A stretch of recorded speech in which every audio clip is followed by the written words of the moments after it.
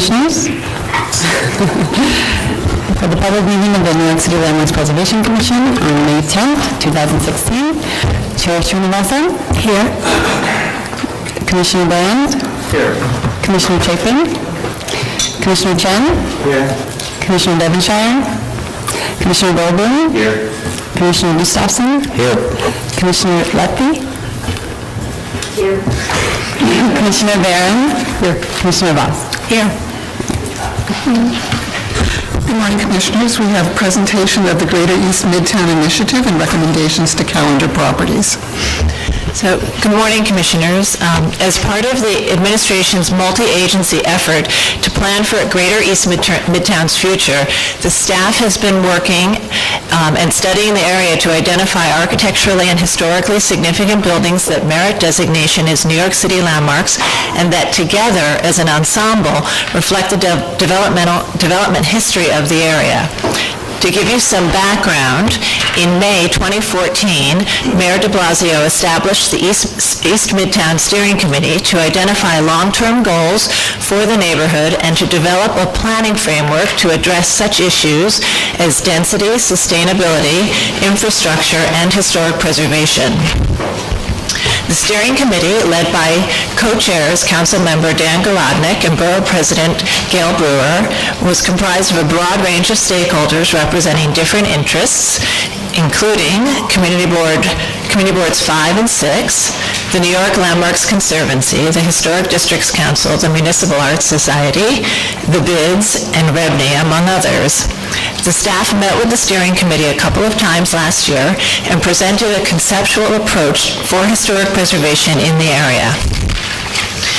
In October of 2015, the steering committee released a framework for a new Greater East Midtown area.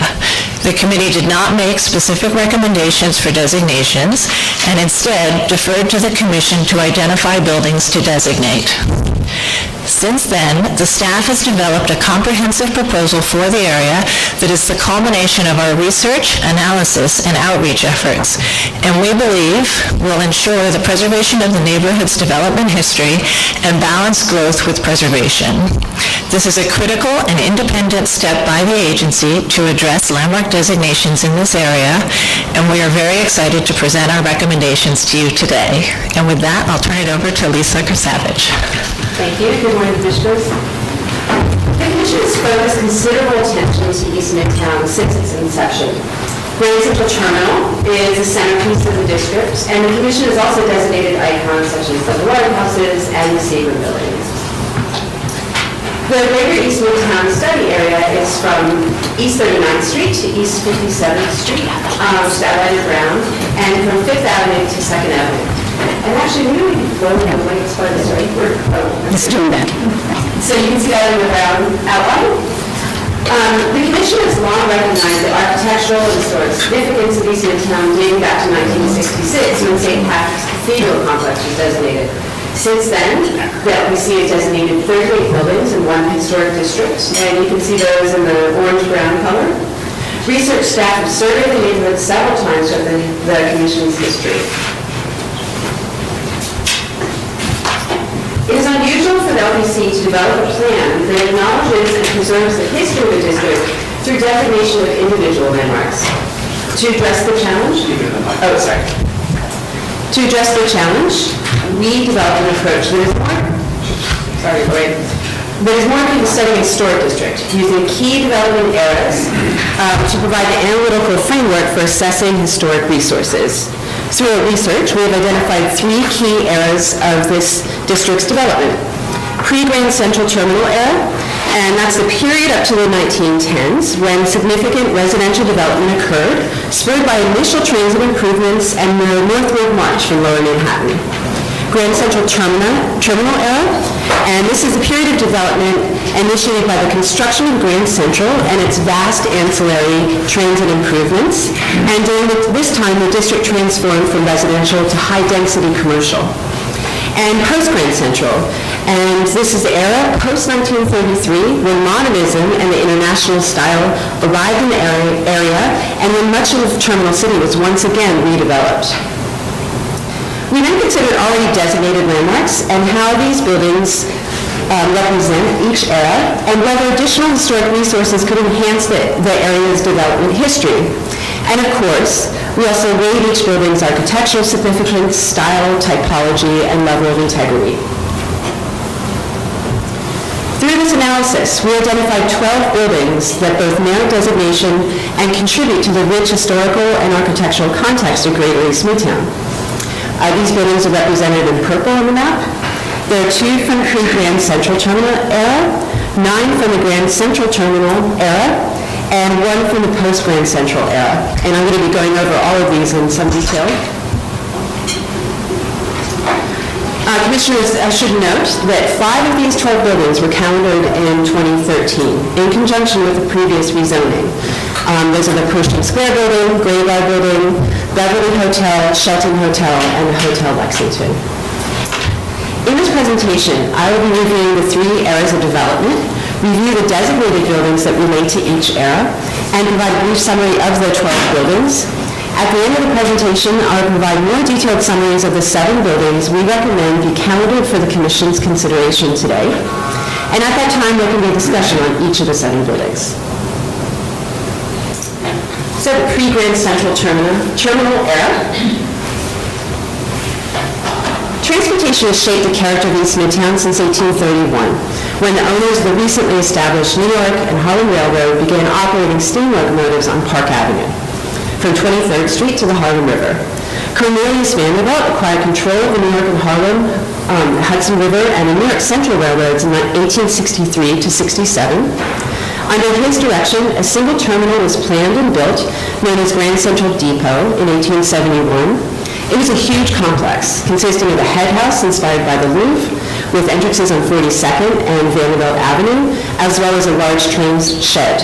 The area immediately north, mainly between 45th and 49th Street, functioned as an open-air train yard, which you can see in this photograph. Further changes to the east side of Manhattan occurred with the construction of the 3rd Avenue elevated railroad, which brought additional people and businesses to the region.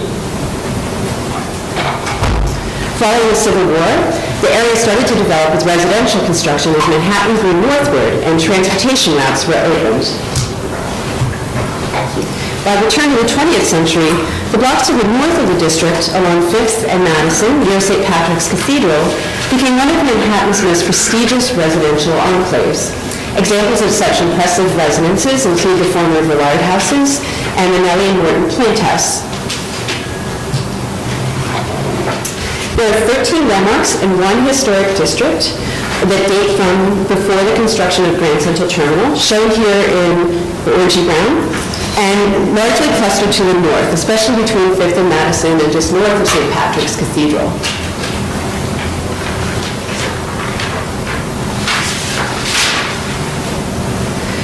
These designations include prestigious homes of wealthy New Yorkers, including the Villard houses, Plant House, and Moore House, as well as other classically inspired townhouses, including 647 5th, Fisk and Harkness House on 51st Street, and the Pierce Residence on 53rd Street. Also during this period, major religious institutions were built, such as St. Patrick's Cathedral, Central Synagogue, and some new building types. The St. Regis is among the city's oldest skyscraper hotels. The construction of the 20 row houses in the Turtle Bay Gardens Historic District date from this era, as well as the converted brick structures in Amster Yard and the Second Empire-style Allen Stable. There are 2 fine residential buildings from the pre-Grand Central era that research staff recommends for calendaring, the Minnie E. Young Residence and the Martin Erdman Residence. These houses represent the period prior to the construction of Grand Central Terminal, when the area around 5th Avenue in East Midtown was a prestigious residential enclave. They are both excellent examples of the fashionable townhouses that were designed by classically trained architects to reflect the upper-class tastes and preferences of wealthy New York City families during the early 1900s. The Minnie E. Young Residence is the most grand and intact, classically inspired townhouse, not yet designated within the area. And the Martin Erdman House, an English Renaissance Revival-style townhouse, was designed by Taylor and Levy, a firm known for their period revival townhouses and large estates. Is that what this is? I never did.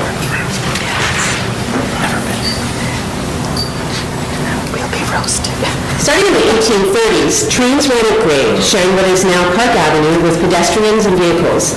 And you can see an image of that on the left. In 1902, 15 railroad passengers were killed in a rear-end collision near 56th Street. In response to this tragedy, William J. Wilgus, chief engineer of the New York Central Railroad, proposed that not only should steam locomotives be eliminated from Manhattan, but that the terminal be expanded and completely rebuilt. The construction of a mammoth new Grand Central Terminal took place between 1903 and 13. The new terminal project took place in tandem with the electrification and submergence of the railroad tracks and the demolition of the enormous train shed and rail yards immediately to the north of the old terminal. And you can see this construction photo, the submergence of those tracks. From its inception, Grand Central Terminal was a major transportation hub, served not only by the railroad, but also by streetcar lines, a spur line of the 3rd Avenue Elevated, and by the IRT subway. In 1913, at about the time the new terminal opened, the subway and elevated systems were expanded and connected to the new terminal. The Steinway line, which is now the number 7, to Queens, and a new shuttle to Times Square, both had underground links in Grand Central. 4 years after its completion, 100 million people, equal to the entire population of the United States at that time, were passing through the terminal each year. And you can see in the section on the left that the terminal had an incredibly sophisticated circulation plan with extensive use of ramps to move people throughout the terminal. And in the sectional view on the right shows the incredibly vast network of tunnels for transit connections and for connections to other buildings. Wilgus envisioned the terminal as a part of a city within a city, linked with more than 24 buildings constructed above the newly submerged rail tracks. Terminal City refers to properties owned by New York Central Railroad above the railroad tracks, and development included buildings constructed by New York Central and also leaseholders to the land. And you can see the plan with the tracks in this old photograph showing the train yard and then also the Terminal City plan on the right. Submerging the tracks enabled the railroad to redevelop its property with revenue-producing new buildings erected on skeletal steel supports over the tracks and rail yards. And you can see in the photo and perspective drawing the property available for the air rights development after especially the photograph, after the road had been developed.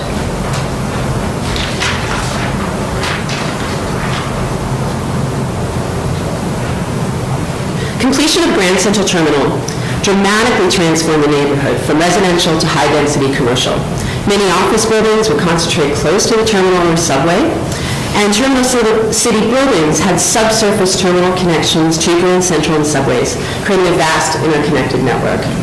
Though Terminal City contained several important hotels, such as the Biltmore and Commodore, many more rooms were needed. A substantial number would rise along both sides of Lexington Avenue, especially after the subway opened in 1918, including the Waldorf Astoria Hotel. The opening of Grand Central Terminal coincided with an important era of skyscraper development, including a number of distinctive office towers that date from before and after the passage of the 1916 zoning ordinance. Within the Grand Central Terminal era, we found 3 basic sub-eras that demonstrate the earliest evolution of skyscraper design in East Midtown. Earliest commercial buildings located on small parcels that were once occupied by row houses rise without interruption and often emphasize verticality in their design. Later examples occupy corner lots with more substantial footprints and frequently employed light courts. The 1916 zoning mandated setbacks, and many of the skyscrapers experimented with new massing. The 1920 skyscrapers, which were significantly taller, feature the romantic tiered profiles that are a signature feature of our Jazz Age skyline. There are 17 designated sites associated with the Grand Central era. The centerpiece, of course, is Grand Central Terminal. It's one of the world's greatest railway terminals and an outstanding example of Beaux-Arts design. Also designated is the Park Avenue Viaduct. 2 Terminal City buildings are designated. New York Central Building, which is now the Helmsley Building, was erected as the railroad's headquarters. And the Waldorf Astoria Hotel is the world-famous Art Deco skyscraper hotel, and is a key part of the hotel development that was a significant part of this area's commercial growth. The terminal area has an intricate network of passageways below grade, connecting buildings to Grand Central. Designated buildings with terminal passageways include the Bowery Savings Bank, which in 1920 moved its headquarters here from the Bowery, the Channing Building, which is one of the most significant New York skyscrapers of the 1920s, and the Chrysler Building, which of course is a stunning Art Deco tower that is a signature element of the New York City skyline. Other story buildings of the period that responded to the 1916 rezoning include the Allerton, Fred French Building, Daily News, and General Electric buildings, and 275 Madison Avenue. The Commission has designated significant commercial structures of the period, including the Scribner Building, Saks Fifth Avenue, and the Aeolian Building. And social clubs and religious institutions that serve the residential community continue to be built in this era, including St. Bart's and the Racquet and Tennis Club. There are 9 buildings total in the Grand Central era that research staff recommends for designation, 5 of which were calendared in 2013, and 4 that we recommend be calendared for the Commission's consideration today. There are 2 small-lot, simple-form skyscrapers that were built when Grand Central Terminal was nearing completion, which represent the earliest evolution of the skyscraper development in East Midtown prior to the passage of the 1916 zoning, and that are not represented by existing designations. 18 East 41st Street, completed in 1914, is an early neo-Gothic skyscraper. The richly ornamented building is an early work by George and Edward Blum. The neo-Gothic style Hampton Shops building was designed to complement St. Patrick's Cathedral, which it faces and overlooks. There are 2 larger lot, simple form skyscrapers that represent pre-1916 zoning skyscraper forms.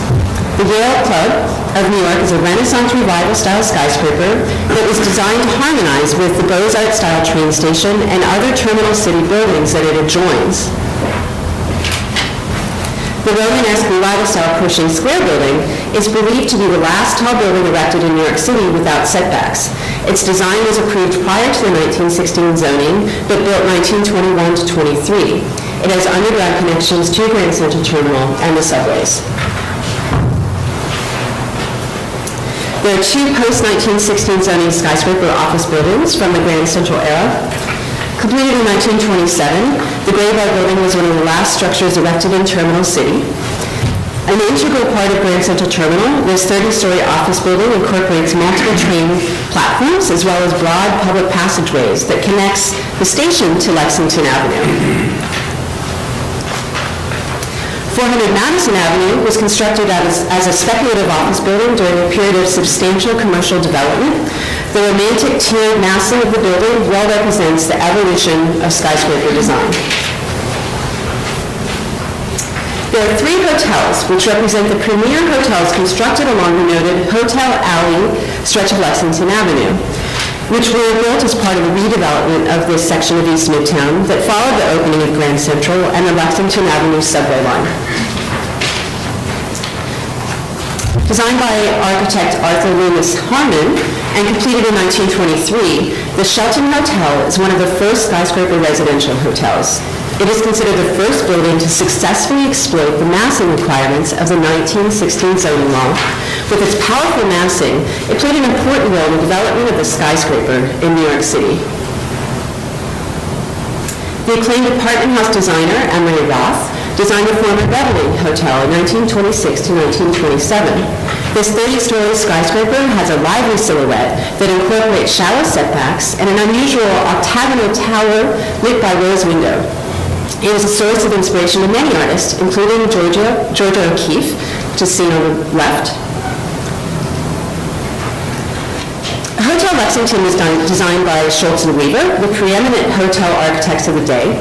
It is complexly massed with ornamented setbacks, clad in limestone, brick, and terracotta, and an ornamented base.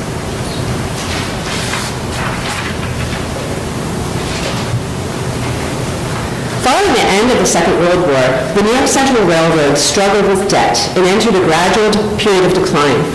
In response, it began to terminate lot leases and sell property. The impact of the situation was most powerfully felt in the vicinity of Park Avenue. Apartment buildings and hotels were quickly replaced by an influx of glassy office towers. The success of these and other projects transformed East Midtown into one of Manhattan's most prestigious corporate addresses. Later, the 1961 zoning offered incentives to create open space around buildings and encouraged the modernist expression of a sheer, slab-like tower rising in an open plaza. There are 8 designated sites associated with the post-Grand Central era within the East Midtown study area. Again, seen here in orange.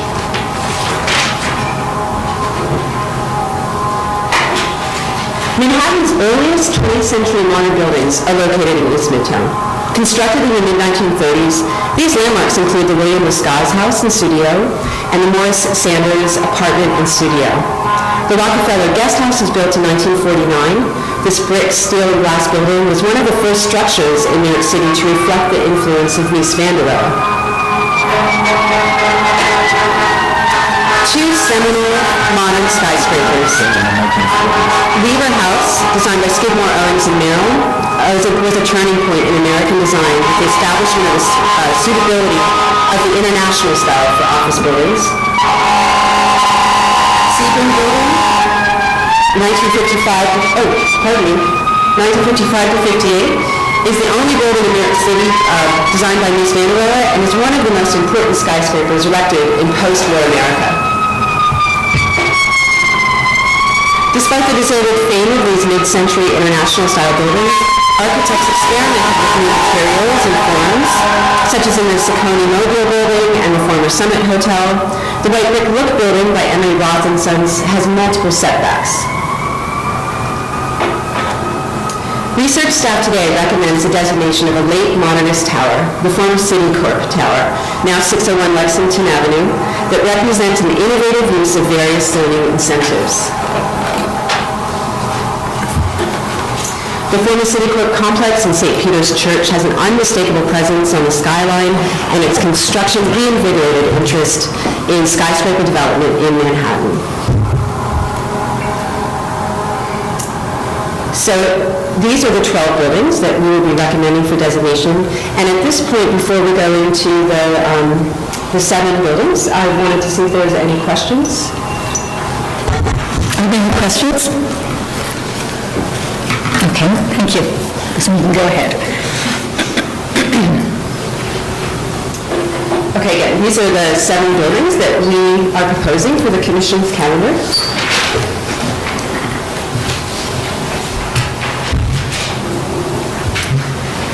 By the start of the 20th century, the area south of Central Park had become one of Manhattan's most prestigious residential districts. Many notable New Yorkers settled on 54th Street, close to Fifth Avenue, including William Moore, Philip Lehman, and various Rockefellers. Among the various residences that survived from this era, the 40-foot wide house built for Minnie E. Young is certainly one of the most impressive. The underseated mansion was built in 1899 to 1900 for Minnie E. Young, widow of stockbroker Albert Young and heir to her fortune. Designed in the Italian Renaissance Revival style by Hiss and Weeks, the granite facade features a prominent entrance portico and massive pedimented window surrounds. By the 1910s, the East 50s were rapidly changing from a prestigious residential enclave to a bustling business center. Young retained ownership of the house until her death in 1931, but when she moved in 1920, it was converted to commercial use, first as a dress shop, then an art and antique shops, and later through the 1950s as an English-speaking union. Today it serves as the Inter-Alley Bank, and despite its many uses over time, the building's facade has only modest modifications at the base. Thank you, Lisa. Do we have any questions on this building? Or comments? All right, if there are no comments and questions, then we can move to calendars. I make a motion to calendar this property. All in favor? Aye. Any opposed? Okay, good. This Many young residents has been calendared. The English Renaissance Revival-style Martin Erdman House was commissioned by Martin Erdman, a banker who, in his retirement, used the residence to house his extensive art and antiques collections until his death in 1937. The five-story house, which replaced two earlier brownstones, has a limestone facade that incorporates a ground-story arcade, Tudor-style windows, and unusual decorative reliefs. It stands out from other residential structures of the period for its size and its exceptional detail.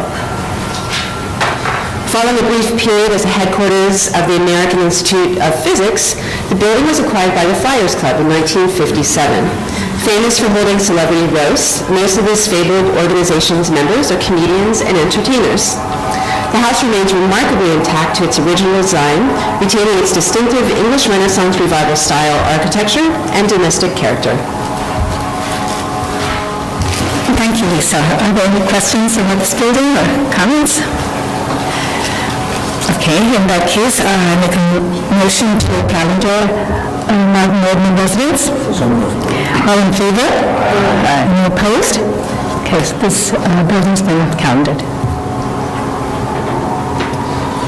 One of the earliest skyscrapers to be built in East Midtown is 18 East 41st Street, which was completed in 1912. It is the first commercial work by George and Edward Blum and is among East Midtown's finest early 20th century skyscrapers. 21 stories tall, the building rises without setbacks.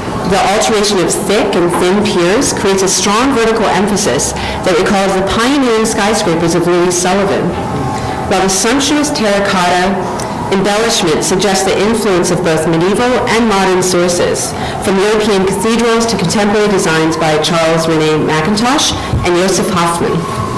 Located a half a block from New York Public Library, 18 East 41st has attracted a varied roster of tenants, from private social clubs and publishers to doctors and architects. Thank you, Lisa. Are there any questions or comments? I know one thing that Lisa and our group over here struggled with in this particular case is that it's very difficult to actually photograph. And if you go to the site, you really are able to see the details, and the photographs really do not do justice to it. So I just wanted to mention that. Okay, so I'll make a motion to calendar 18 East 41st Street. All in favor? Any opposed? This building's calendared. And this is our other building that's difficult to photograph, the Hampton Shops Building. The former Hampton Shops Building was designed by Rouse and Goldstone and Joseph L. Steinman for a furniture company. Designed in the neo-Gothic or perpendicular Gothic style, the former Hampton Shops Building is an 11-story tripartite facade clad with gray terracotta that resembles granite.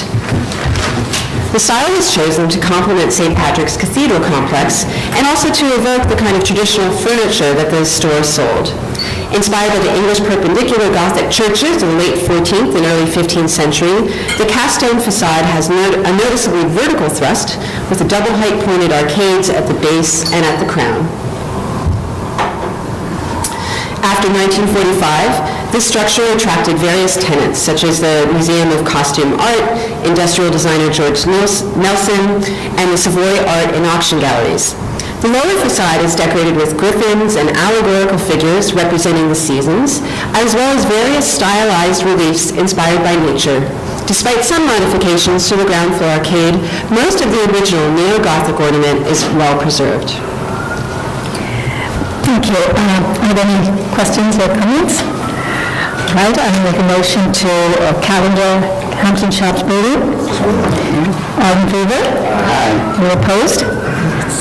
This building's calendared. For more than a century, This 22-story Renaissance Revival-style skyscraper has been an important gathering place for members of the Yale community. Built on land originally leased from New York Central Railroad, it stands directly above 2 levels of train tracks in Terminal City. It was an ideal location, opposite the then recently completed terminal, which serves New Haven, and at the east end of the Clubhouse Row. James Gamble Rogers, who graduated from Yale College in 1889, was responsible for the tower's elegant and understated design.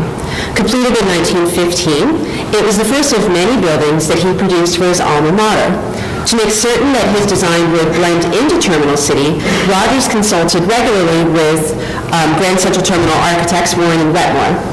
Clad with rusticated limestone, tan brick, and terracotta, the tripartite elevations complement the terminal's design and the various buildings that surrounded it.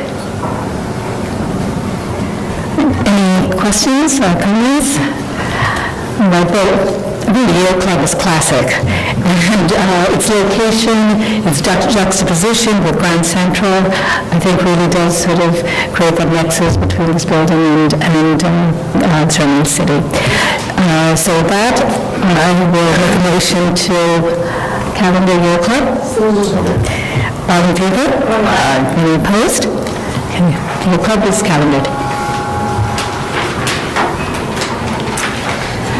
This block-long office building between East 47th and East 48th Street was designed by the noted architect H. Craig Severance. Built on speculation in 1928-29, promotional literature highlighted this unusually shallow footprint, which at less than 50 feet promised tenants increased access to light and air. I should say this is the other building that's hard to photograph. Cloaked with light beige terracotta and ornament, the three street elevations divided by rhythmic piers that rise to multiple setbacks embellished with Gothic tracery. A skillful response to the 1916 zoning law, 400 Madison Avenue remains one of the more elegant and understated office structures in East Midtown. The building is intact and has recently undergone restoration work, including continuing maintenance of the terracotta cladding. Thank you. Are there any questions or comments? Well, this is also sort of a very unusual building because it's very narrow. As you know, it's only 50 feet, but it has such presence because it actually occupies the entire short block frontage along Madison Avenue. So with that, I will make a motion to calendar 400 Madison. All in favor? Any opposed?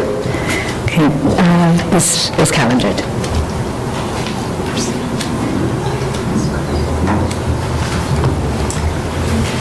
The former City Corp Center complex is a major work of late 20th century modernism. It was designed by Hugh Stevens and Associates, an architecture firm based in Cambridge, Massachusetts, in association with Emery Roth and Sons. Built at a time when New York City was struggling financially, the tower reinvigorated interest in skyscraper development in Manhattan, and the innovative mixed-use program influenced later urban planning. Constructed in 1973 to 77, the complex consists of 3 interconnected structures, a 59-story office tower, a 7-story market building, and St. Peter's Church. The structure is a major engineering feat. 4 massive columns raise the 59-story tower above the ground, creating space for a public plaza and St. Peter's Church. The sleek aluminum and reflective glass tower rises to an angled roof, a novel architectural feature with an unmistakable presence on the skyline. The complex was a pioneering effort at sustainable design. The roof profile was initially conceived for terraced apartments, but later reoriented to the south and proposed as a platform for solar panels. Though the economic benefit of using solar panels made them unfeasible at that time, many other energy-saving structures were adopted within the building. The complex represents an innovative use of various zoning incentives that provided floor area bonuses for a variety of public spaces. And I do want to note that the interior public spaces are not part of this proposed landmark site. And a sunken plaza. The interior public spaces are not part of the proposed. But the sunken is. The plaza is. The outdoor plaza is not. Plaza is. Plaza, yes. Also yes, interior no. But we do understand that the property owner has been engaged in discussions with the Department of City Planning, which initially proved all of these public spaces, about design changes to improve the functionality and layout of some of these spaces. The proposed landmark site also includes St. Peter's Church. Set at an angle to the tower, the freestanding granite and glass church has a prismatic shape that the architect described as two hands held up in prayer. Thank you. Questions? Yes, two questions. First, has there been discussion about the interior of St. Peter's? Can't do it in this case. Okay. It's just that this is just so, I know, it's the same. Secondly, is this the first, and forgive me if I don't know this, of building to be calendar from the 70s? Mid-70s? I believe there's one other building, which is Japan House, but this, if this moves to its designation, will be the youngest. It will be the youngest. Yes, thank you. And we're moving, And the first tower from the 70s. okay. Actually, Well, this is, of course, my personal favorite, maybe a modernist, and I've worked on this building when I was at City Planning, and its history is quite fascinating, and it's the whole thing that brought construction, brought it together, just the engineering as well as the zoning issues, and the sort of incorporation of public spaces is truly remarkable. Yes. Can I just add what many people know, but I think it's part of the history of this building, that the engineering was, daring as it was actually too daring at the time, and there was a wonderful article in the New Yorker many years ago that chronicled the whole problem of it. Luckily it was fixed, but it was at the time when a hurricane was coming to New York, and there was actual fear by the engineer that the building might topple during the hurricane. Luckily it did not. So we can lay more. Any other comments? All right, so with that, make a motion to calendar City Court, Public 601 Lexington Avenue. All in favor?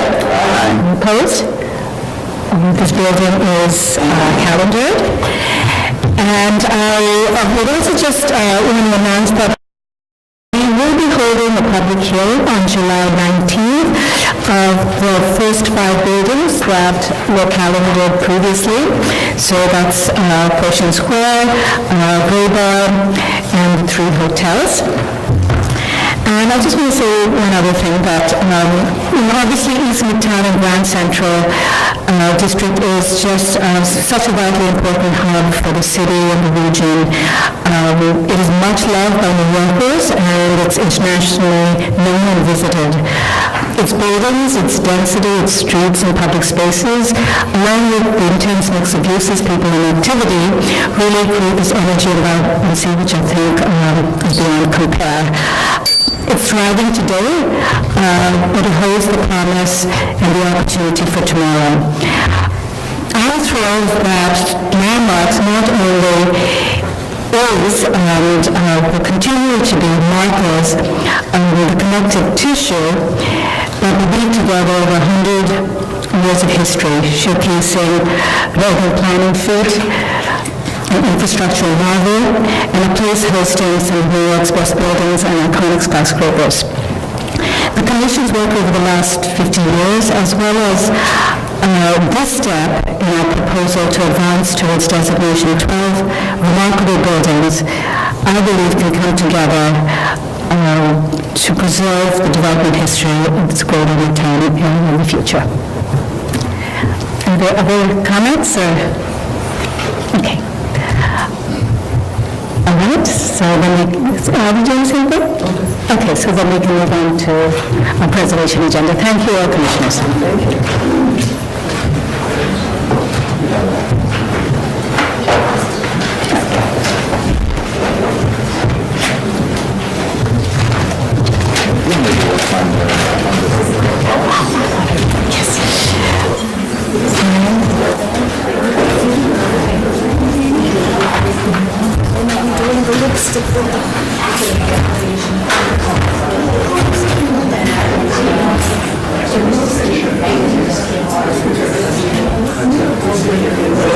Okay,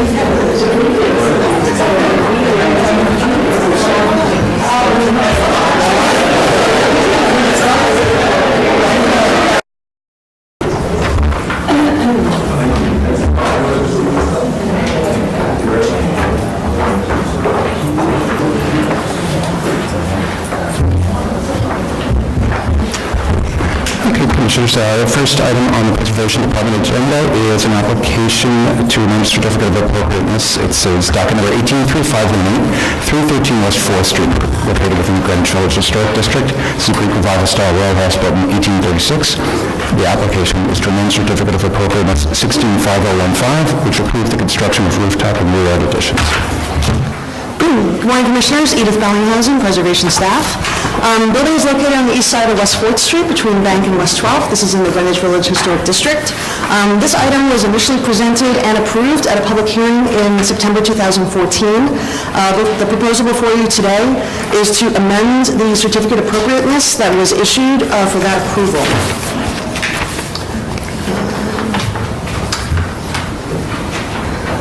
So as originally approved, the proposal included excavation at the rear yard.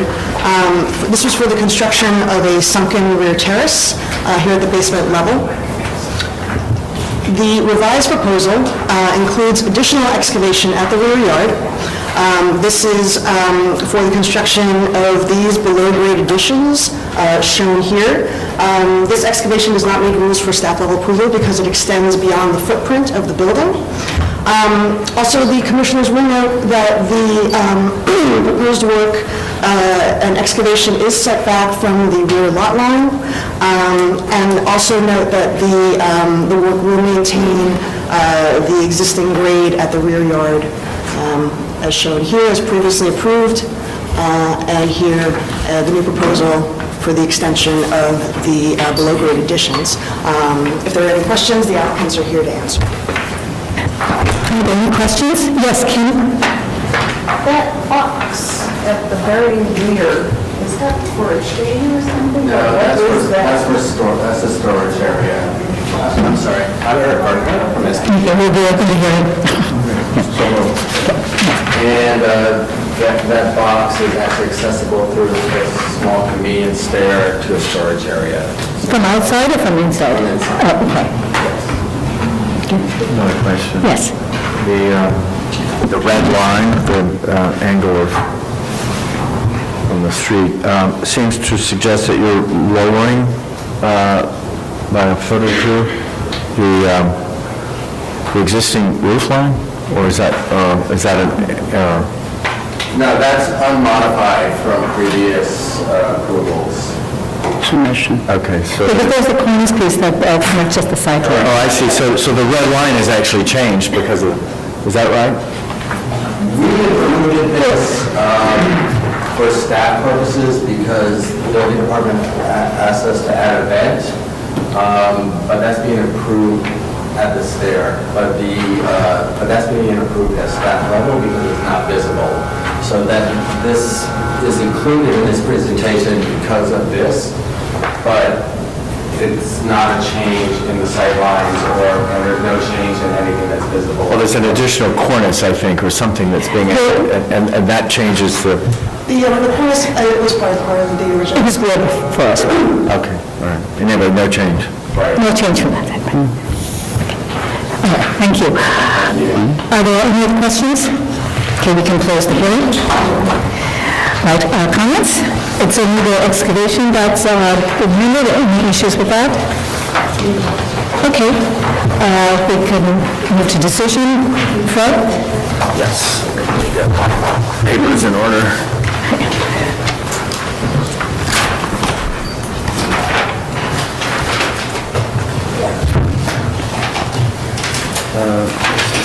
West 4th Street? Yeah, West 4th. We have some lights back there. Yeah, can you look at us? No, thank you. In the matter of 313 West 4th Street in the Greenwich Village Historic District, this is an application to amend the Certificate of Appropriateness 16-5015 which approved the construction of a rooftop and rear yard additions. I note that the building style, scale, materials, and details are among the features that contribute to the special architectural and historic character for which the Greenwich Village Historic District was designated. I recommend approval, noting that the proposed excavation for a below-grade addition will be done in compliance with the Department of Buildings regulations under the supervision of a licensed professional engineer or registered architect to protect the building's facades and the adjacent buildings. That the proposed excavation will incorporate the previously approved below-grade terrace and will otherwise maintain the existing rear yard grade, thereby preserving the presence of a rear yard. That the excavation will be set back from the rear lot line to allow for substantial plantings, and that the proposed work will not detract from the special architectural and historic character of the building or the historic district. Second. All in favor? Aye. Any opposed? This application is approved. Commissioners, the second item on the agenda is an application for certificate of appropriateness of the Borough of Manhattan, docket number 168487. This is 1-11 Astor Place, a.k.a. 754 Broadway, 108-134 East 8th Street, located within the NoHo Historic District. This is a Neographic-style hotel, boarding house, and store building designed by Starkweather and Gibbs and constructed in 1881-83, and the classical revival-style office building designed by W.H. Gomper, built in 1908-09. The application is to replace windows. This was last presented October 20th, 2015. Good morning, Commissioners. I'm a Waterloo Preservation staff. The item before you is for 1 Astor Place in the NoHo Historic District. The site is comprised of 2 buildings, including the shorter building shown in the foreground of the photo here, which was built in the 1880s, as well as a taller L-shaped building that wraps that shorter building, which was built in 1908 through 1909. Both of which are located on the east side of Broadway between East 8th Street and Astor Place. The proposal is to replace windows throughout the upper floors of both buildings.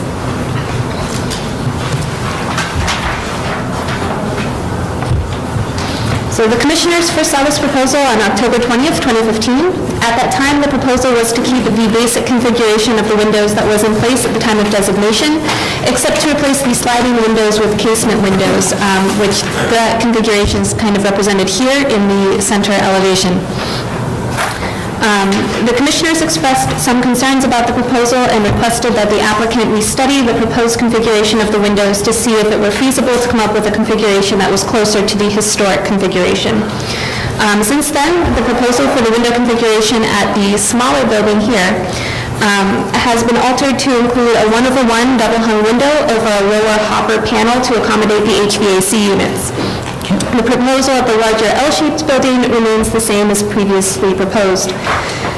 For your reference, slides and sheets 5 through 7 in your handouts show a comparison of the window configurations for all 3 facades.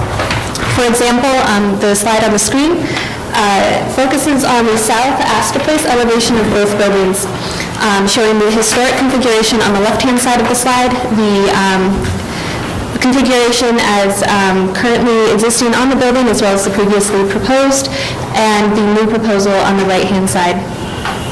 This is followed by the Broadway facades as well as the East 8th Street. The project applicant is here to further explain their study information or if you have additional questions. Thank you. Thank you, and that will reopen the hearing. Thank you very much.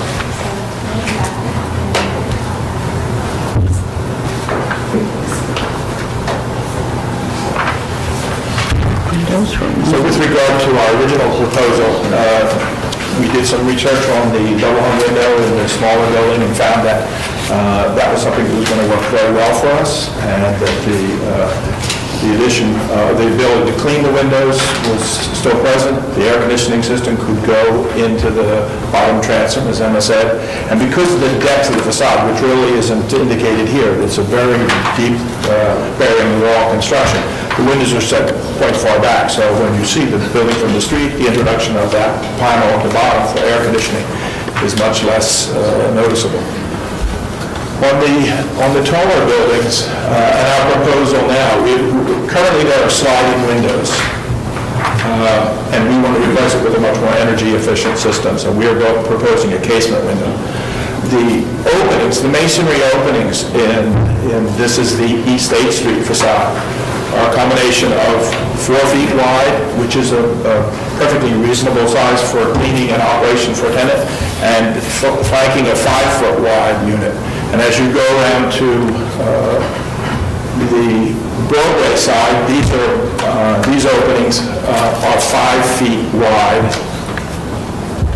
each, and that presents quite a big problem. These were originally chain and sash weight single glazed units, and a commercial building, evidently, or possibly cleaned from the outside.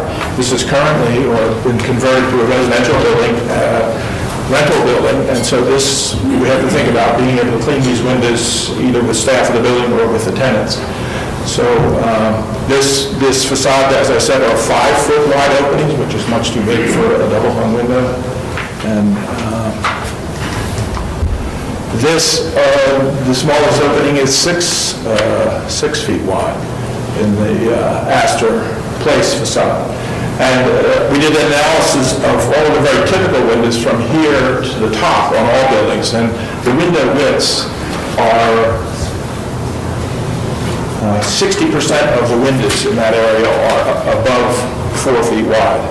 Not 4 feet and above, but above 4 feet wide, which makes it very difficult to do a double hung window in that location. And so while we studied the possibility of introducing those windows there, we think it was appropriate to stay with this type of window, much better thermal performance and ease for the tenant to operate. The upper portion of the sash is about 5 feet high and is operated by a crank. There's no weight involved in opening and cleaning it.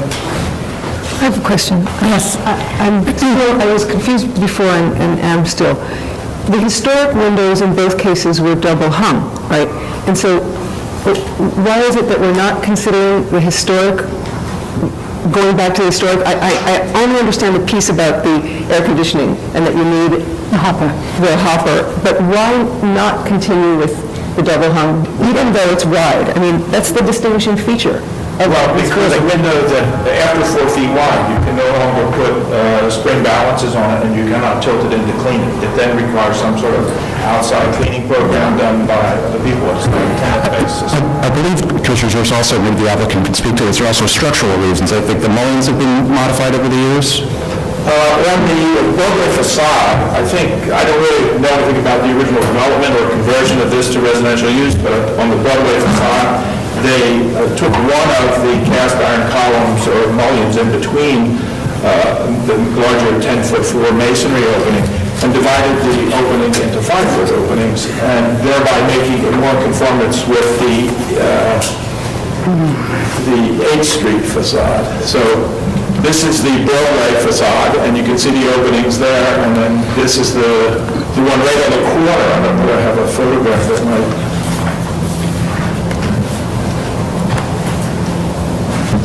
illustrate that.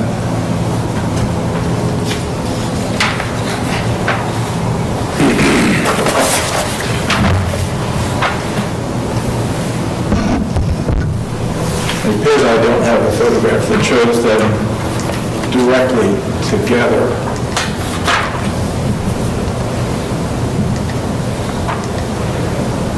This is the only one really, and you really can't see it, but the opening widths, the masonry opening widths on the Broadway facade and the masonry opening widths on the 8th Street facade are now very similar. They were originally divided into a very narrow 3'2" opening and a 4'6" opening, and then subsequent to the change of use, they decided to move one of the cast iron mullions between, one of the two mullions into the center, creating similar openings.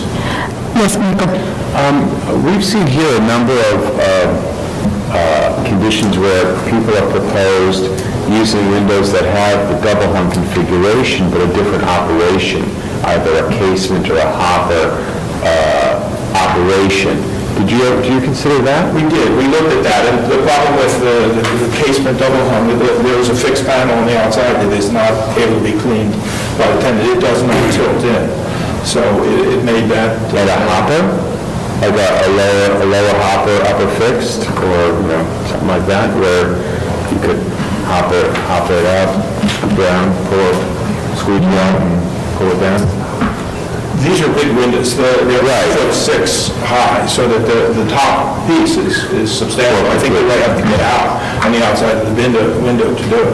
The windows that we're talking about, the opening heights on this, this building is 8'6". So with I'm not talking about a single hopper, I'm talking about a double hung appearance hopper where the lower sash would tilt, I guess, in, and you'd be able to wash it, and you'd be able to stick your arm out and pull down. Well, that's the part I'm saying it's difficult to stick your arm out part, is because it's 8'6" high, the opening.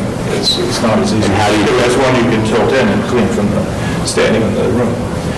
And how has it been cleaned historically?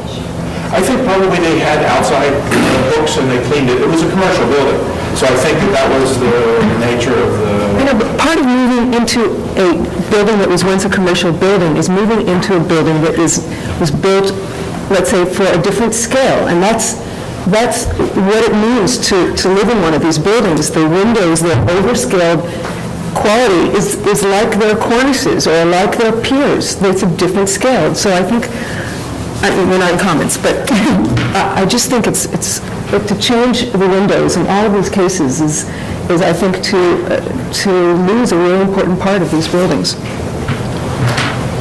right, are there other questions?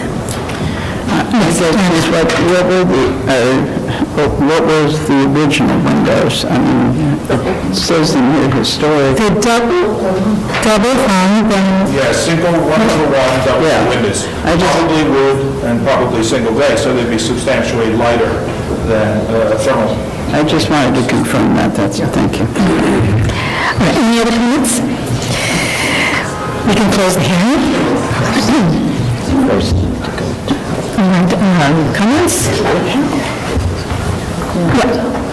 I'm not convinced. I mean, I think there are a couple of issues here. There's the issue of accommodating AC units, there's the issue of cleanability, and the issue of just can one obtain a window that works. And I don't feel that the sliding or the casement style here is necessarily the best for this building or the closest to what was there. And I think I'm with Adi on the cleanability issue. I mean, there are a ton of buildings in Manhattan where, with windows that are considerably larger, that somehow they either manage to keep their windows clean enough for the residents.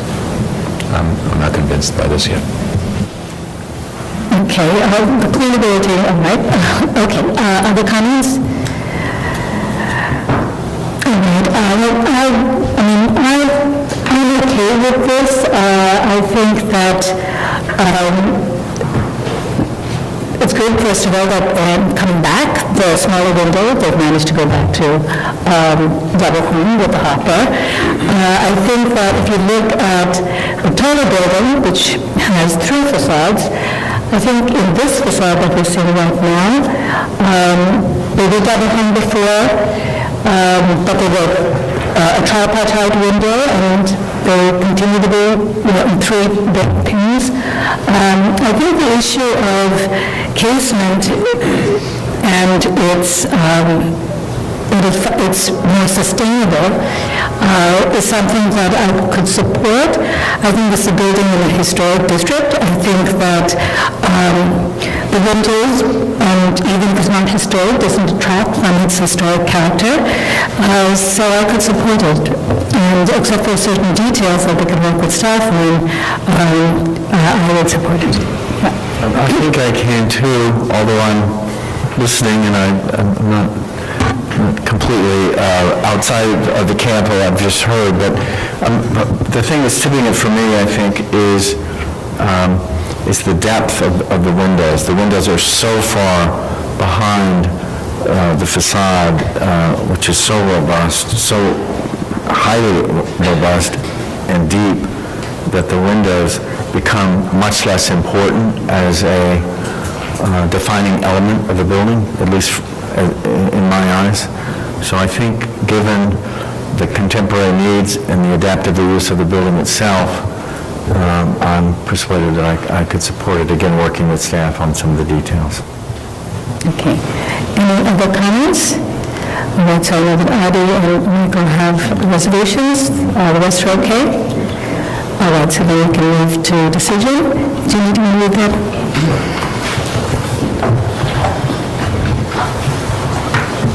In the matter of 1-11 Astor Place, 754 Broadway, 108-134 East Street in the NoHo Historic District, a neo-Greek-style hotel, boarding house, and store building designed by Starkweather and Gibbs and constructed in 1881-1883, and a classical revival-style office building designed by W.H. Gompert and built in 1908-09.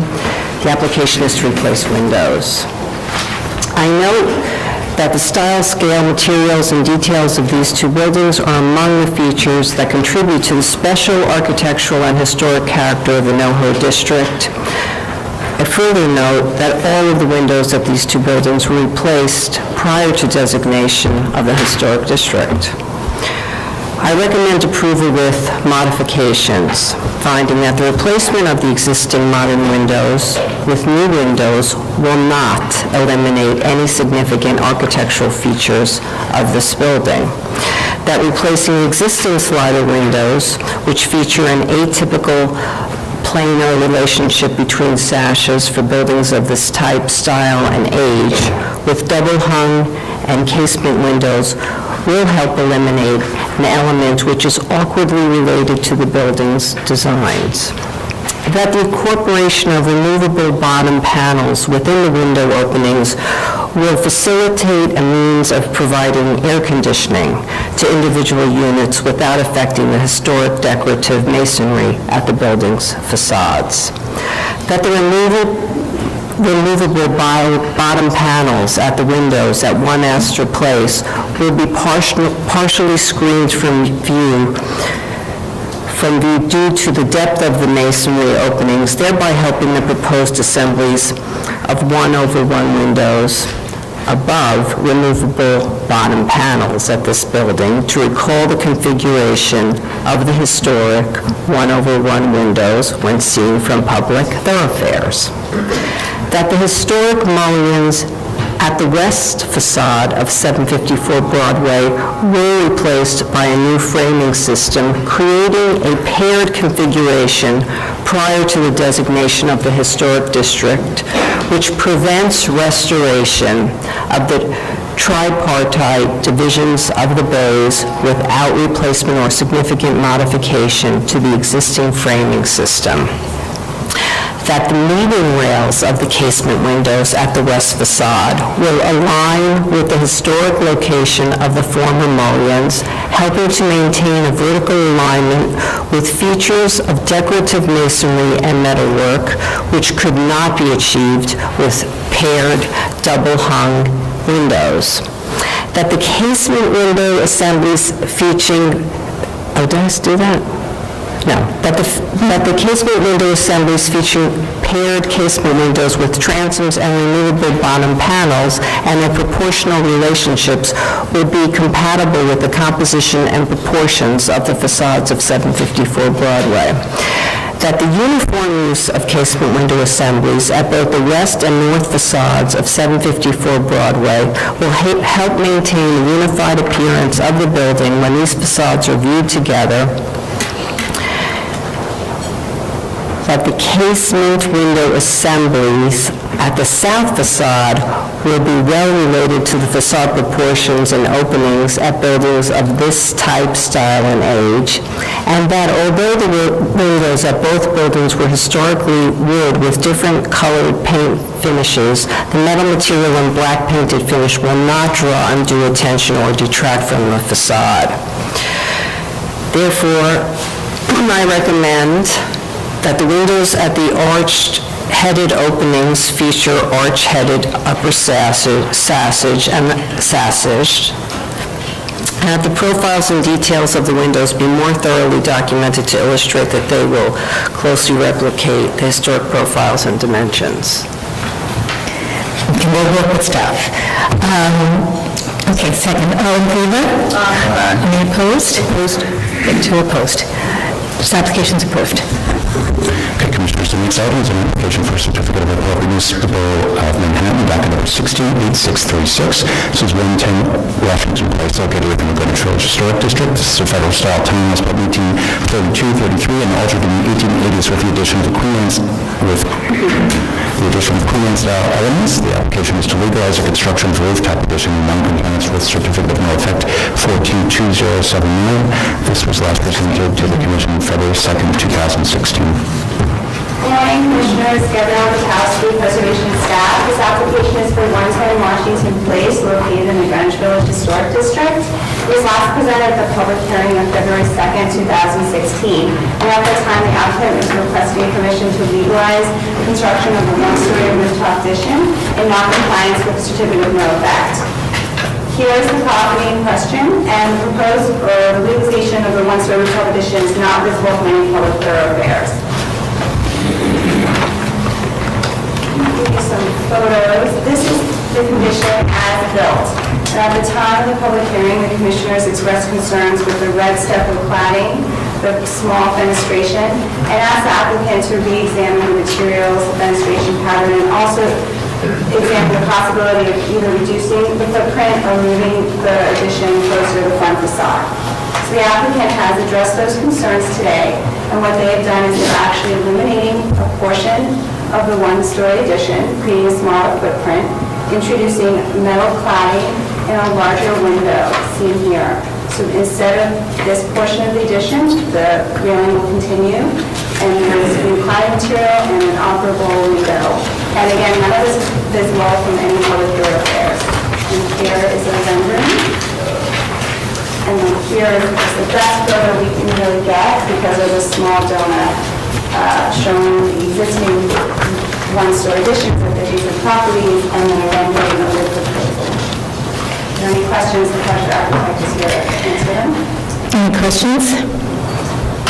Okay, that's good. I think we've responded to our concerns. I think last time around, the applicant explained to us some of the building code issues in terms of access, and I think at that time the commission recognized that this donut had other rooftop accretions, that this would not be visible from the public thoroughfare, but raised the issue that at least as an accretion it should look more like others, and so they've come back with a change of materials as well as reducing the size. Okay. John?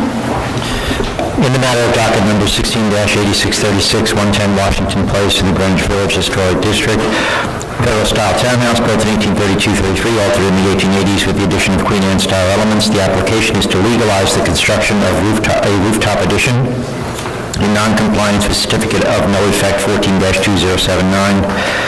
I note that the building style, scale, materials, and details are among the features that contribute to the special architectural and historic character of the Greenwich Village Historic District. I recommend approval, noting that the construction of the rooftop addition did not result in any damage to or demolition of a significant architectural feature of the roof or the structure on which it is constructed, that the addition is not visible from a public thoroughfare, that the rooftop addition is set back significantly from the primary facade, that the building historically had a mechanical bulkhead that was flush with the rear facade, that the size of the modified rooftop addition as proposed will not overwhelm the building or roofscape, that other buildings in the block feature comparably sized rooftop additions in terms of their height and footprint, including some located flush with the rear facade, and that the matte finished zinc panel cladding and 3 large windows at the modified rear facade of the addition will recall historic studio windows often found in buildings within the Greenwich Village Historic District and will allow it to better relate to the facade below.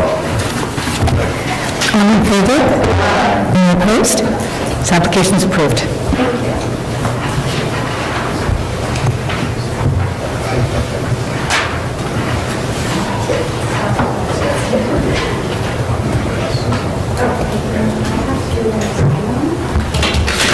Commissioners, the next item is item 5 on the agenda. It's an application for a certificate of Appropriateness, Borough of Brooklyn, docket number 134030. This is 138 Greenpoint Avenue in the Greenpoint Historic District. This is a store designed by Wilson and Dassau and built in 1898 and later altered. The application is to legalize alterations to the facade completed without landmarks preservation commission permits. This was first presented at the January 7th, 2014 public hearing, and there was no action taken. Good morning, Commissioners. Gabrielle Gutowski, Preservation Staff. This application is for 138 Greenpoint Avenue. It was first presented several years ago at the public hearing of January 2014.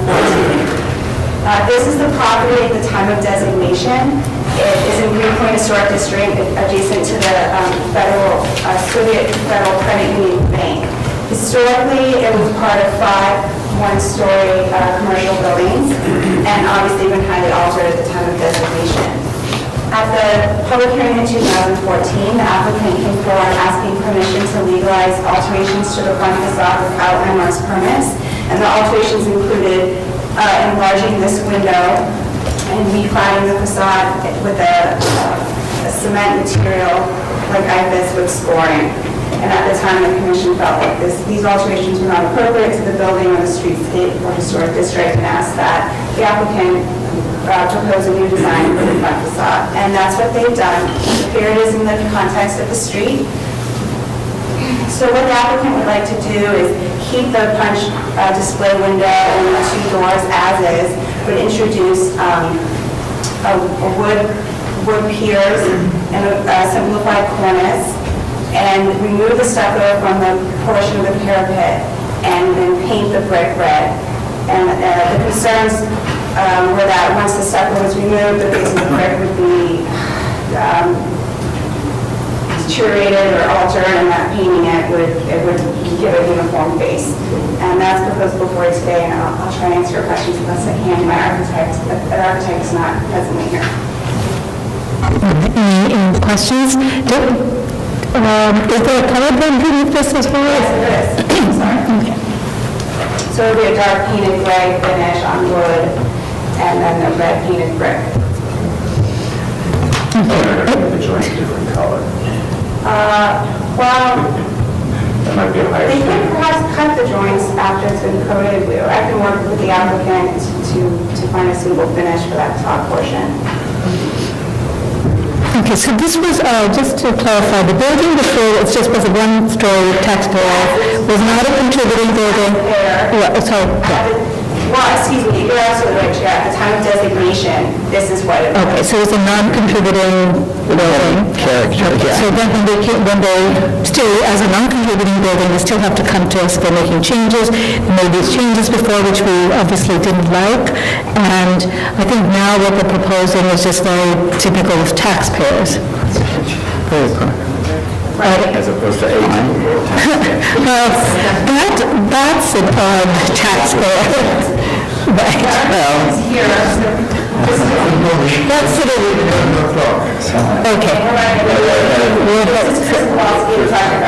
Okay. I don't think we have any questions for the architect. Yeah, right. I was going to say, I think the only issue is the, replacing the brick and maybe just doing something else because the brick might be deteriorated. Just to clarify, the proposal is to paint this top portion of the brick. Exactly. And is there a reason for that? Well, this was according basically to the guidelines. Okay. All right, you need to speak with us? Okay, so if you just clarify to us the reasons for painting the brick and open the hearing. Is the brick currently exposed, or? No, it's got that, I thought it. that material. I thought so, yeah. And so in removing that, That could be. the brick may not be the quality, and that's why we're proposing to paint it. Yeah, I mean, it's definitely, isn't it currently stucco, or is it some? Yeah. I think the question was about the paint. Just, Basically, I consider this a field condition. Because we clean the brick, we remove the paint from the original Okay. facade, and then it will be determined if you leave it or you paint it. So this was... So we are trying to sort of relate to other buildings of the block. So your rendering is showing stripped brick, not painted, is that right? Well, again, this is, the decision will be upon the removing of the original. Well, I understand, but your rendering is showing as if it was stripped and acceptable to leave it, as opposed to painting it. Okay. All right. So it's being painted or it's being stripped? So we're working with staff. Like the lab is, if you read it, we'll remove the current cladding, assess the condition of the brick. If it's good, we'll leave it exposed, and then if it's bad, then we'll pick a suitable color. Perfect. Yes. Are we okay with that? Okay. You could just leave that. All right, we close the hearing. Abby? Yes. Okay. In the matter of 138 Greenpoint Avenue, Greenpoint Historic District, a store designed by Wilson Dessau and built in 1898 and later altered. The application is to legalize alterations to the facade completed without Landmarks Preservation Commission permit. And I'll note that originally the building was one of 5 stores, 138 through 146, built in 1898, and that the other 4 stores were demolished prior to the district's designation, and that at the time of designation, the facade was refaced in brick. I recommend approval, finding that the building was highly altered in the time of designation and featured non-historic window openings and a refaced brick facade. Therefore, the proposed work did not eliminate any significant historic features, and that the enlargement of masonry openings has increased the transparency of the ground floor, which is consistent with the historic commercial character of the streetscape. That the simply profiled wood cornice and piers will recall storefront configurations historically found at the buildings within the district. That the proposed dark gray painted wood cladding will be in keeping with the materials and finish historically found at storefronts within the district, and that the changes to the facade will help the building to better relate to the streetscape and historic district. Second. You want to add that, please, that we'll work with staff to see if the underlying brick can be salvaged, and if not, then we'll work with staff on appropriate color. Yes. All right. Second. All in favor? Aye. Any opposed? Application's approved. Okay, we're going to switch the order of the last two, so we're going to go to the 7th item on the agenda. It's an application for a certificate of appropriateness to the Borough of Manhattan, docket number 174506. This is 17 Barrow Street, located within the Greenwich Historical District. This is a modified federal-style row house built in 1834. The application is to legalize facade alterations completed without Landmarks Preservation Commission permits and to install storefront info. This was first presented September 8th, 2015, and then presented at public meeting April 12th, 2016. Good morning, Commissioners. Agrisol Preservation Staff, and I present to you an application for 17 Barrow Street, which is located between 7th Avenue South and West 4th Street in the Greenwich Village Historic District. 17 Barrow Street was originally one of a pair late federal-style building built in 1834, modified in the late 19th century to house a blacksmith and stable at the ground floor. Here you can see the 1940s condition of the stable with the stucco arch, which was likely added in the early 20th century, and the 1979 condition, which shows an altered version of the stucco arch, which was eventually removed in 2015 without Landmarks approval. When the arch was removed, decorative cast iron piers and a lintel were exposed, which marked the opening size when the building was converted to stable use in the beginning. The application was first presented at a public hearing. Hold on. Here we go. On the left. The application was first presented at a public hearing on September 8, 2015, and at a public meeting on April 12 of this year. The proposal is still to legalize facade alterations completed without Landmarks permits and to install storefront infill. If we go back and look at the photos of the removal process, you go. One can see the previous poor conditions of the starboard arch here, which was held together by deteriorated wood and stucco. Given the flimsy condition of the arch, staff has concluded that the arch that was present at the time of designation is not likely the original early 20th century modification that you can see here. So here you can see the cast iron piers.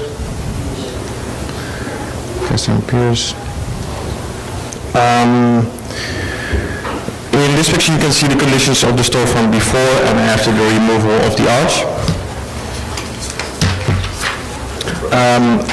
At the previous public meeting of April 12, the commissioner's primary comments were that you were not comfortable with replicating the arch, leaving the decorative cast iron piers and lintel exposed, as you can see here. But I want to see a simplified infill and a more appropriate paint color palette, contemporary to the 19th century cast iron, and that the existing I-beam lintel should be kept in place and not be covered up as in the previous proposal. The applicants have returned with a new storefront design, which includes leaving the decorative cast iron piers and the metal I-beam lintel exposed, here and here. The installation of simply designed wood and glass operable doors, and a 19th century paint color palette, dark gray for the cast iron, so it looks black but it's actually dark gray, and a dark brown for the wood infill, painted dark brown. Anita Brem, the architect of the project, is here to answer any of your questions that you have.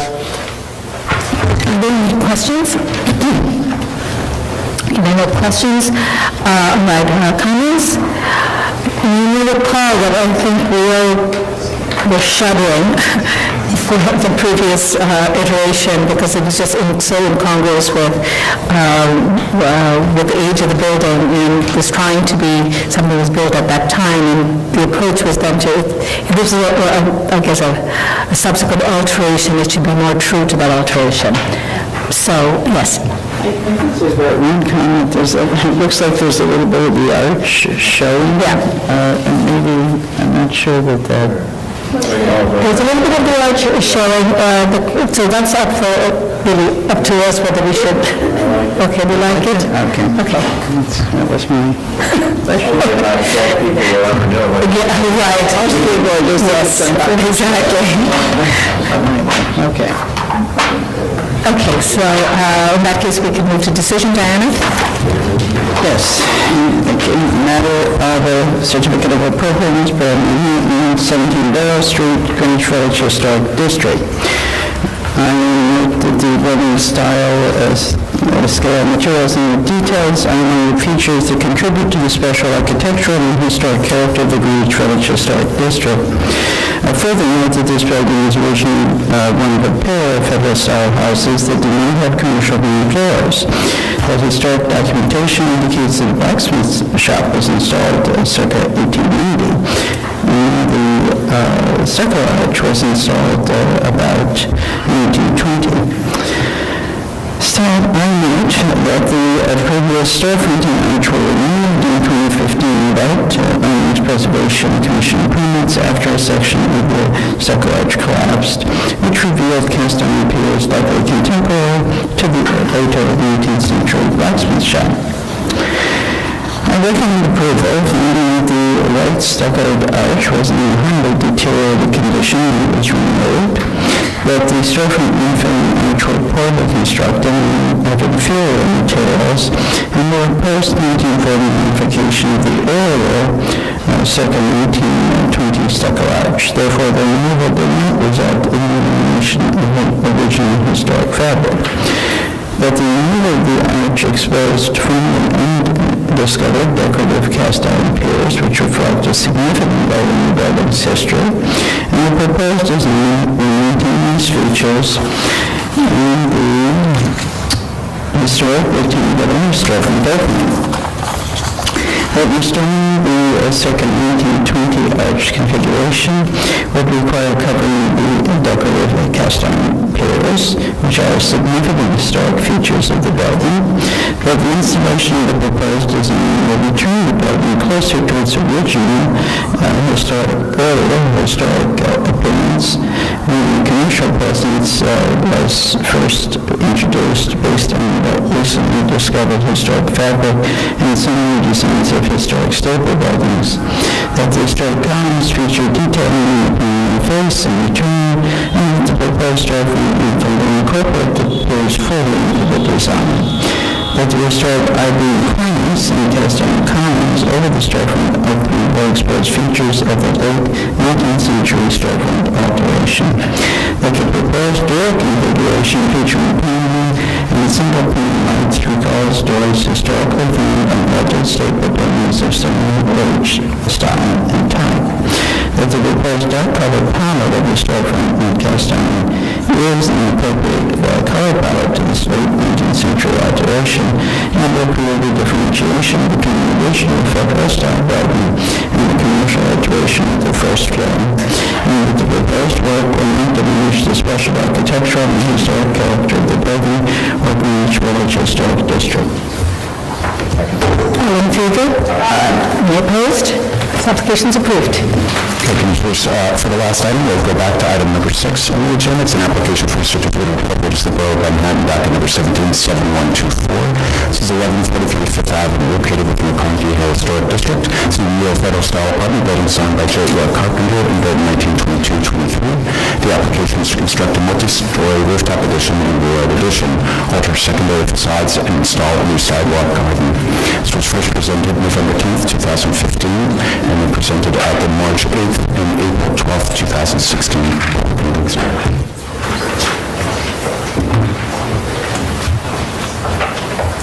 Good morning, Commissioners. Corey Harala, Preservation Department. 1143 Fifth Avenue project was first presented in the fall of 2015, proposing a 5-story street-wall addition with additional setback levels. It's not being shown on these slides today, but that was the original proposal. It was substantially revised and presented again in March and April of this year, both times with a 2-story setback addition with additional bulkheads and mechanical equipment above that. The most recent public meeting on April 12th, the addition had been reduced in height by 30 inches from the previous version, and the design of the facade had been changed to a red brick facade with French casements and transoms. That's what you're seeing here in the middle elevation drawing, although in black and white. As a reminder, the existing penthouse is clad in a light stucco in a 3-bay configuration, and it has paired multi-light doors and a tall parapet that's seen here, and you'll see that in photographs a little bit later. Here's a current photograph of the apartment building in between 2 larger apartment buildings, mid-block. At the most recent public meeting, some commissioners remained concerned about the visibility of the addition from street level on Fifth Avenue. Others did not object to the amount of visibility. There's also a consensus for the applicants to restudy the design of the penthouse facade using additions on other Fifth Avenue buildings and the general roofscape elements, the surrounding context to guide the selection of materials, fenestration, and details, and to seek a better balance as it related to the historic facade. And just note, there's additional work at the rear of the building, which is reconstructing rear facades using a terracotta rainscreen material. That work was supported in the previous versions and is unchanged at this point in time. The applicants have included a few slides for this iteration showing this type of contextual information that was requested. So this slide is 1 block north of the site on Fifth Avenue, 2 large apartment buildings, both of which have modern additions that can be seen from the park. You're seeing that here. The building on the right, 1 East 96th Street, aka 1150 Fifth Avenue, is a J.E.R. Carpenter building. Please note that these additions are typically light-colored stucco or beige brick with larger scale openings that generally do not relate to the openings on the historic facades. This next slide is the subject property's own block. And again, note the existing additions that are visible, and again with a light-colored stucco or brick cladding material and windows of various sizes, mostly large, that don't relate to the facades below. And then one additional slide, 1 block to the south, showing similar conditions. Here's the elevation drawing of the existing condition, showing that one-story penthouse and the water tank. And the current proposal, this proposal calls for a beige brick. This is similar to the color palette found in the other visible additions along Fifth Avenue. It has simplified details, which you'll see in more detail on the next slide. They also removed stone lintels and a stone band that was in the previous version. The windows that you see are tilt and turn windows, single light. There is a small balconette railing. These windows were reduced in size from the previous version, so the windows now approximate the size of the windows below. They don't match in configuration or operation, but they do approximate that size, and they have thin details around the actual framing. So again, that band course was eliminated, the stone lintels were eliminated, and the openings were reduced in size, and the cladding material changed to a light beige.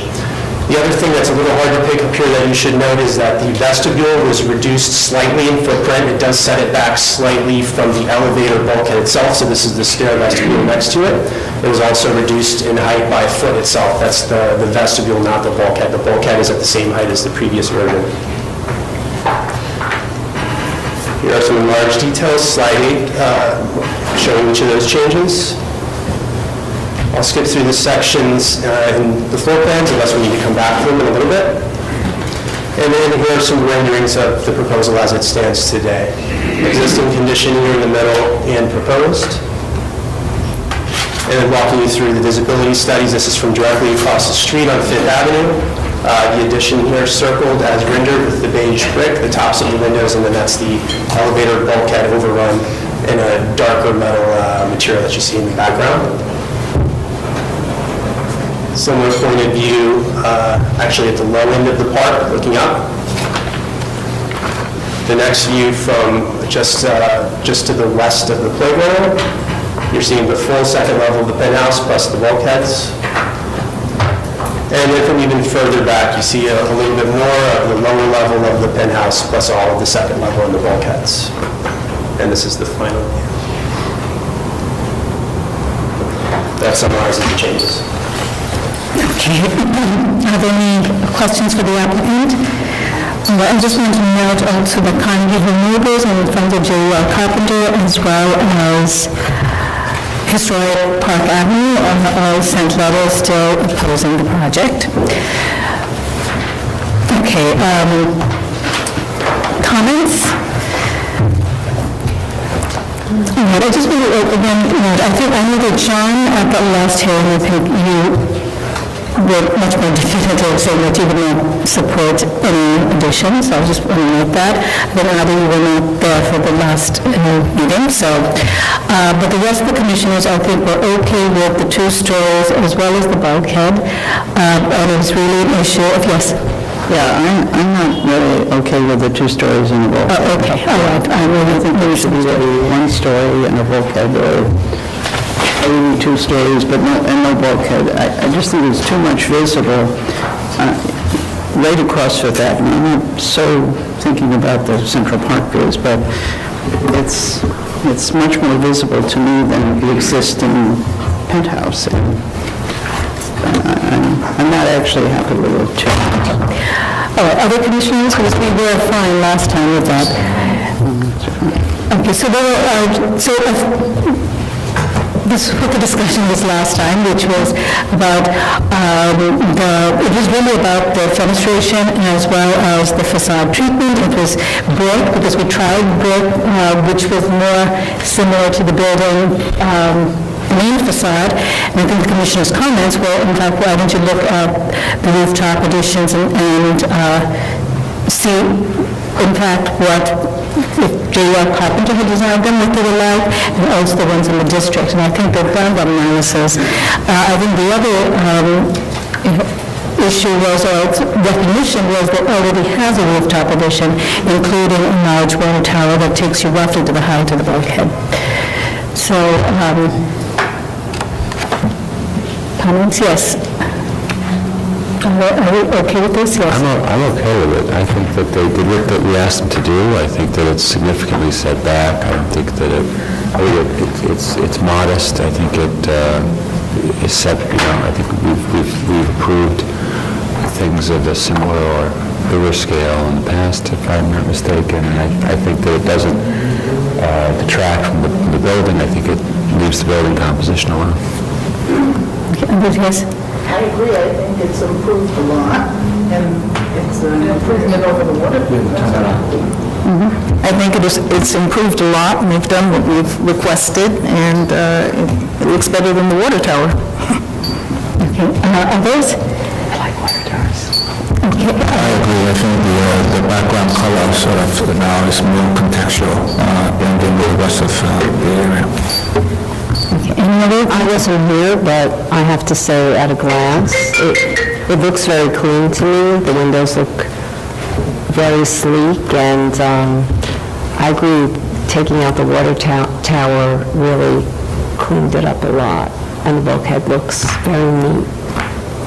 Okay. Well, now, I would just add one comment that perhaps we can ask, because there's still concerns out there about the visibility, that they can just continue to work with the staff to see if they can reduce the floor-to-floor heights to the extent possible and practicable. Okay. Kim?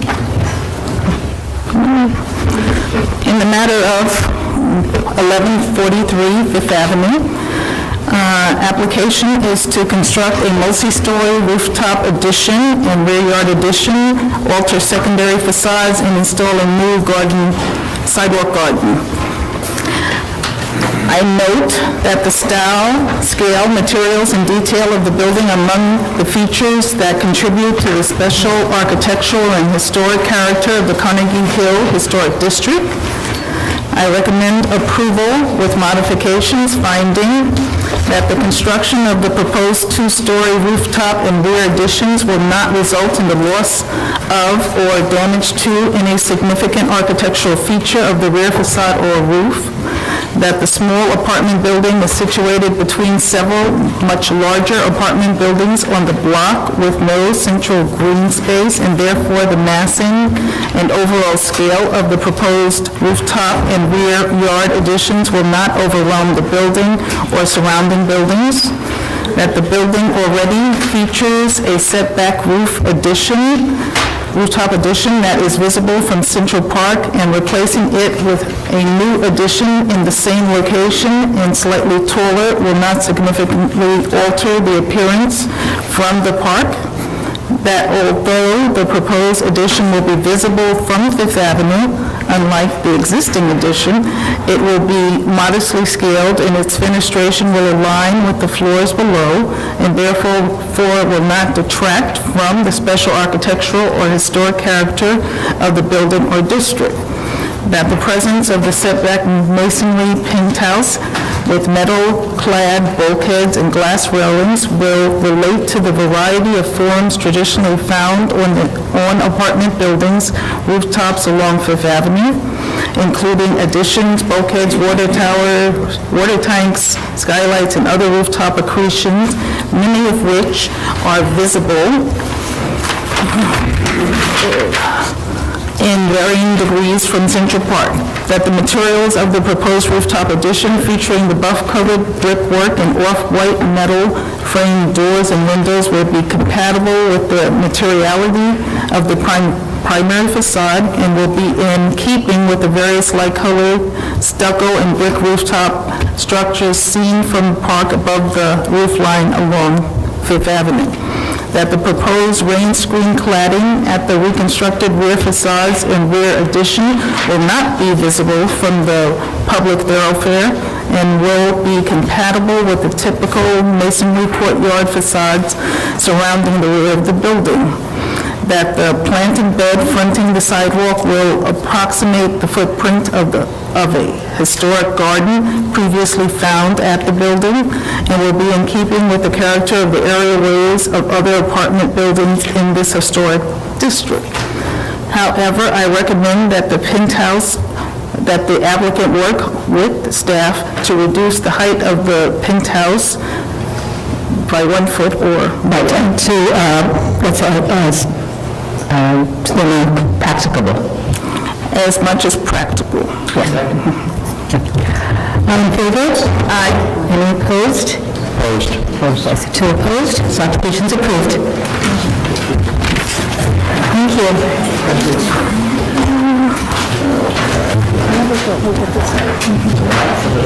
That's it, that's a wrap.